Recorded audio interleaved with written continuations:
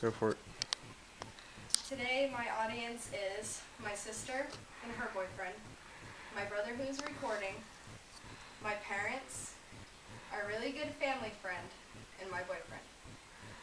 My name is Holly Thompson, and this informative speech is going to be about bully breeds, but mostly focusing on pit bulls. Here today I have with me my pit mixed Kaiser.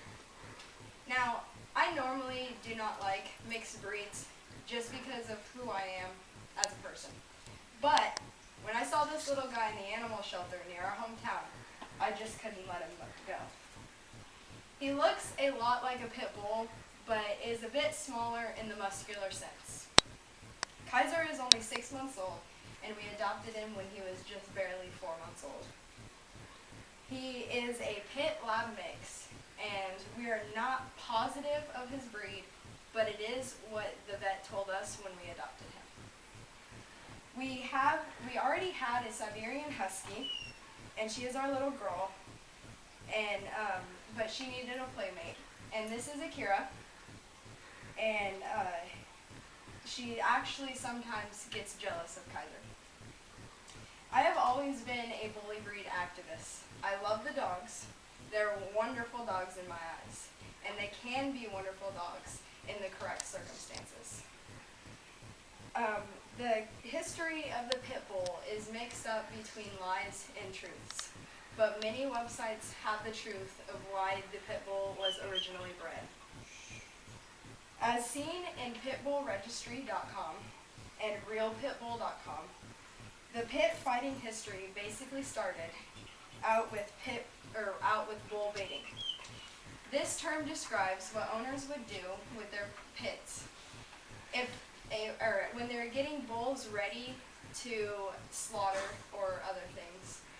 They would, if one would get out of line, the pit was trained to jump on the bull, bite their nose, and hang on until the owner was able to get the bull back in place, back in line. This started out as work for them, but quickly people changed it to something fun to watch. As bull baiting was banned, they started looking towards dog fighting.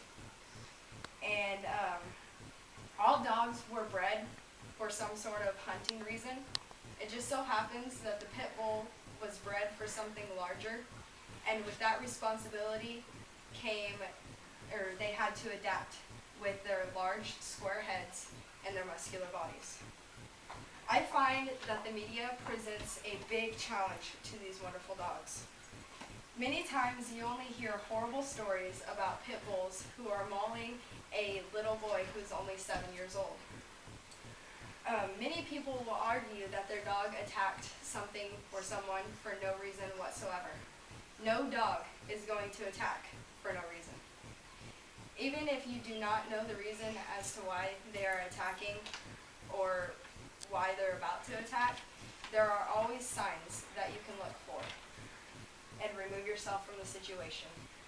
Most likely, a dog will growl before they attack, and you will be able to visually see the anxiousness and stress if you pay attention. What will also help is knowing your dog very well and knowing what signs to look for if he or she gets agitated.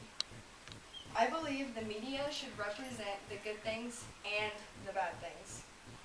If one digs deep enough, they can find that pit bulls are very wonderful dogs, but that's the thing. They have to dig in order to find the information. Because most people focus on the horrible stories. As one can read in pitbullsontheweb.com, there are many great dogs out there that no one really acknowledges. One person wrote about his or her pit bull. She said 1 year ago, Popsicle helped the feds seize 3,075 pounds of cocaine from a pineapple-laden truck at the Mexican border, the biggest drug bust ever at the Hidalgo, Texas port of entry. Another person talks about his dog in the nursing home. These dogs are great for putting a smile on the elderly, and says, "We are still living in the nursing facility, and Spike has become a part of the facility. Since over the past year, he has gained about 8 pounds. Residents and staff keep dog cookies in their rooms. As we go down the hall, he has to visit everybody." Now, I plan to get Kaiser and Akira registered as therapy dogs.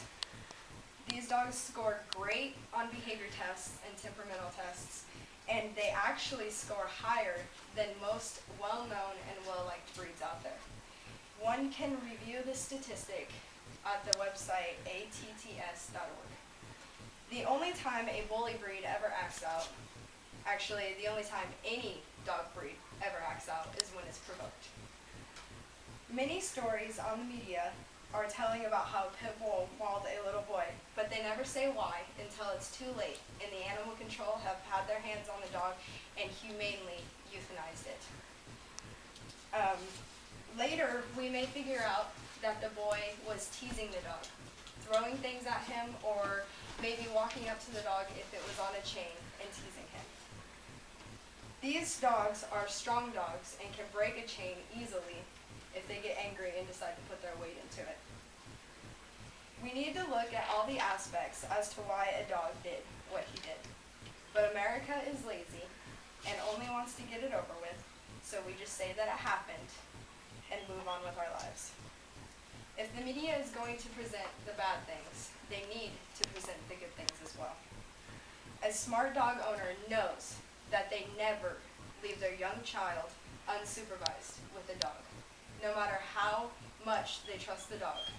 You don't know what the child is going to do to provoke that dog, and we don't want to take any chances. Now, these dogs are wonderful dogs in the correct owner's hands. And when we go to buy these dogs or rescue them, we need to do our research to see if they are right for us, just like buying and rescuing any other breed of dog.